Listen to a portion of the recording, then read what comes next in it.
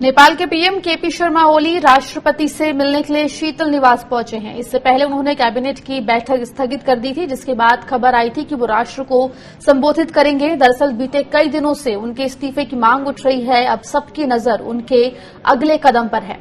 आपको बता दें कि केपी शर्मा नेपाल के पीएम के साथ साथ नेपाल कम्युनिस्ट पार्टी के प्रमुख भी हैं और वो पार्टी के बड़े फैसले भी लेते हैं। लेकिन बीते दिनों प्रचंड की अगुवाई में उनका विरोध शुरू हुआ, जिसके बाद से उनके इस्तीफे की मांग उठने लगी थी। जिसके बाद बुधवार को केपी शर्मा ओली ने अपने करीबी मंत्रियों और पार्टी नेताओं के साथ बात की थी। आपको यहां बता दें कि भारत के साथ नक्शा विवाद के बाद से ही नेपाल कम्युनिस्ट पार्टी में उनका विरोध शुरू हो गया और उनके इस्तीफे की मांग उठने लगी थी। हमारे साथ पूर्व राजनयिक जय के त्रिपाठी जी जुड़ गए हैं इस पूरे मुद्दे पर बात करने के लिए। जय के त्रिपाठी जी, आपका स्वागत है स्वराज एक्सप्रेस पर।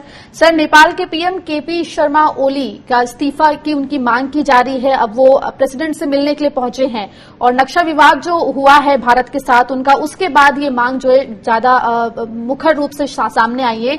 इस पूरे घटनाक्रम को आप कैसे देखते हैं?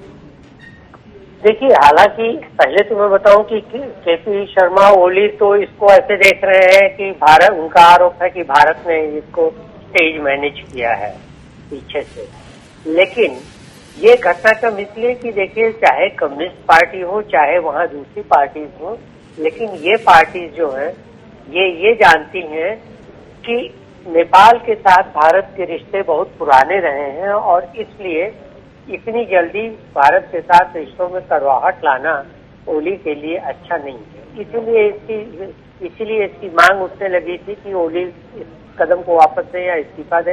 यहाँ तक कि पूर्व प्रधानमंत्री प्रचंड ने और ओली के ही पार्टी के जो विदेश मंत्री हैं उन्होंने कहा कि हमें चाहिए कि हम बातचीत से इस चीज को सुलझाएं, हम कन्फ्रंटेशनल एटीट्यूड नहीं ले सकते।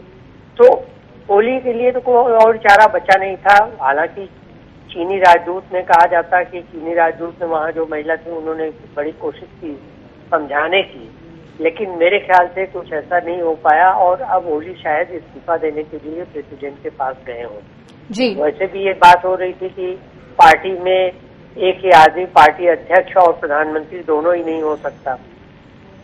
तो मेरे ख्याल से अब इसमें यही होगा कि अगर ओली इस्तीफा देते हैं तो शायद नेपाल के साथ भारत के संबंधों में जो खटास आ रही है वो थोड़ी कम हो जाए और दोनों ओर से थोड़ा थोड़ा लीनियंसी, थोड़ी थोड़ी फ्लेक्सिबिलिटी दिखाते हुए बातचीत करने का रास्ता आगे। जी त्रिपाठी जी, शुक्रिया हमसे जुड़ने के लिए और बात करने के लिए।